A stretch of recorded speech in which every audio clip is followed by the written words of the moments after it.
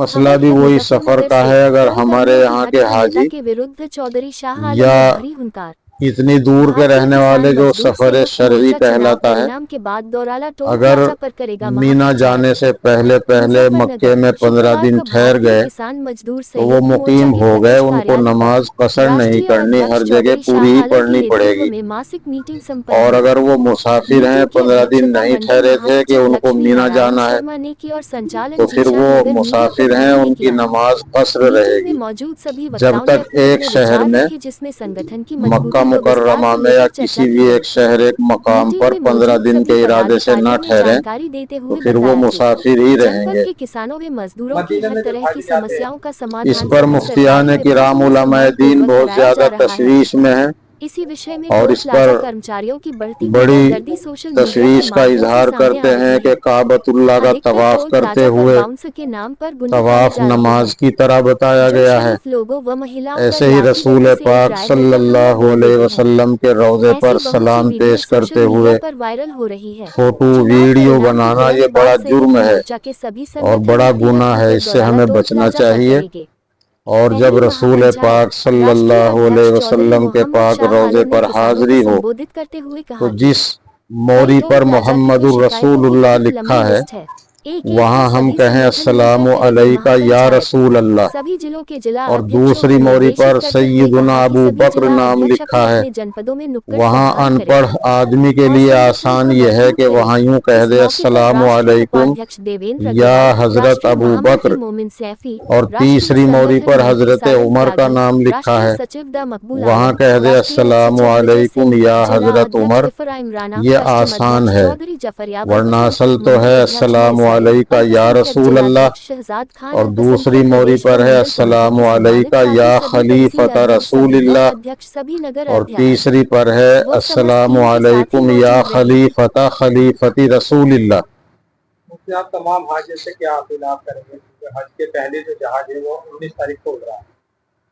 جی، ہم سب لوگوں کی تمنائیں ہیں کہ اللہ تعالیٰ سب کے سفر کو آسان بھی کرے، قبول بھی فرمائے، اور حجاج کرام اس سفر کو مبارک سے مبارک بنانے کی کوشش کریں، اور اپنے سفر میں اور وہاں پر قیام کی حالت میں اور مقامات مقدسہ پر اپنے لیے، اپنے ملک کے لیے اور ساری دنیا اور عالم اسلام کے لیے، اور جہاں جہاں پر ظلم ہو رہا دنیا میں ان سب مقامات کے لیے امن اور سلامتی کی دعا کریں۔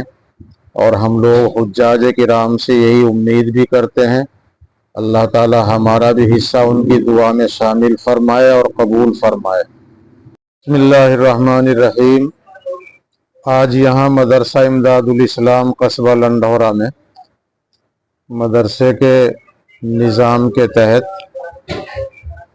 ہردوار ضلع کے حج کے جانے والے حاجیوں کو بلا کر حج کے کچھ ضروری طریقے اور مسائل سمجھائے گئے ہیں، اور حج کا اور عمرے کا مکمل طریقہ بتایا گیا ہے۔ دارالعلوم دیوبند کے ایک بڑے استاد حضرت مولانا مفتی محمد امین صاحب پالن پوری استاد حدیث دارالعلوم دیوبند تشریف لائے، اور انہوں نے تفصیل کے ساتھ احرام باندھنے کا طریقہ، پھر عمرے کا طریقہ، حج کا طریقہ، طواف کا طریقہ سب کچھ کر کے بتایا ہے۔ اللہ تعالیٰ قبول فرمائے اور حاجیوں کے لیے آسان بھی فرمائے اور قبول بھی فرمائے۔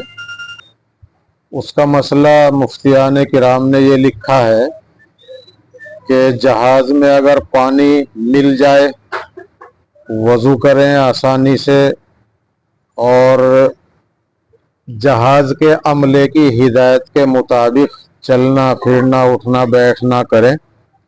نمازوں کے اوقات میں جہاز کے اندر زیادہ حرکت چلنے پھرنے کی نہ کریں، اس سے جہاز کا عملہ بھی منع کرتا ہے۔ اور اگر پانی میسر ہو تو ٹھیک، نہ میسر ہو اور تیمم کا بھی وہاں کوئی طریقہ، تیمم بھی کرنا وہاں آسان نہیں، کیونکہ تیمم ایسی چیز پر ہوتا ہے جو آگ میں نہ جلے نہ پنگلے، تو نہ وضو کر سکتے ہیں کیونکہ پانی نہیں، نہ تیمم کی کوئی چیز ہے۔ تو بغیر تیمم کے بغیر وضو کے ہی نماز ادا کر لیں. اگر نماز ادا کرنے کی جگہ ہے تو وہاں ادا کر لیں، ورنہ اشارے سے اپنی کرسی پر ہی نماز ادا کر لیں اور پھر اس نماز کو بعد میں لوٹا لیں تو نماز کے قضا کرنے کا گناہ نہیں ہوگا. اصل میں یہاں کے حاجی زیادہ تر حج تمتع کرتے ہیں یا حج قران کرتے ہیں. تو حج تمتع اور حج قران کرنے والوں پر ایک دم شکر واجب ہوتا ہے، جسے حج کی قربانی بھی کہہ سکتے ہیں. وہ حج کی قربانی ہے، دم شکر ہے، وہ مال کی قربانی نہیں ہے. مال کی قربانی یہ ہے جو ساری دنیا میں کی جاتی ہے.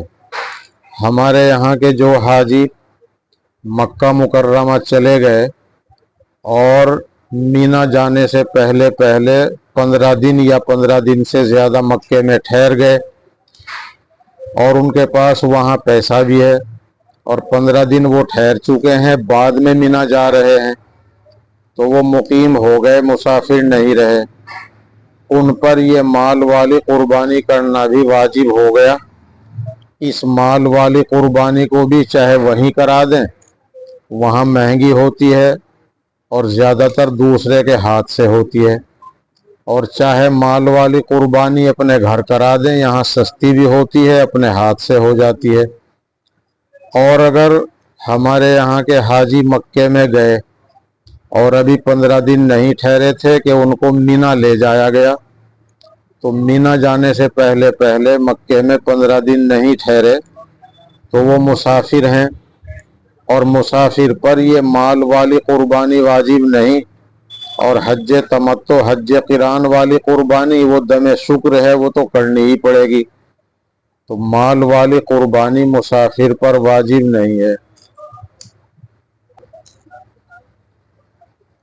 جی، احرام کی حالت میں ایک ہاتھ کے کم سے کم ناخن کاٹ لینا، مونچھ کاٹ لینا، سر کے چوتھائی بال کاٹ لینا،